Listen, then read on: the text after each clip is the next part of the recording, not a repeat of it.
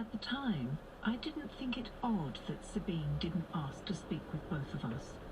I was still half asleep, and with my overnight work yet to be read, I was happy to let Albrecht deal with Sabine's concerns. As one of the Council of Amenti, Albrecht had a far greater psychic advantage than any of the Nephilim, and I didn't for a second question whether he could cope with the situation alone. Half an hour and a couple of coffees later, I was of a very different mind, for I had finally read my daughter's transmission. I scrambled outside to find Albrecht waving goodbye to the gold limousine, and was relieved to see him apparently unscathed by the encounter. "All smoothed over," he assured me, for the time being.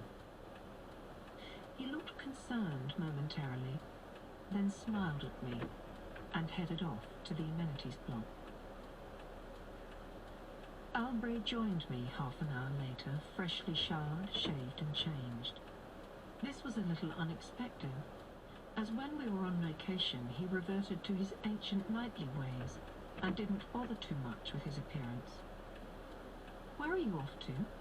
I asked, thinking he must be going out. "Nowhere. I was just feeling a bit grungy."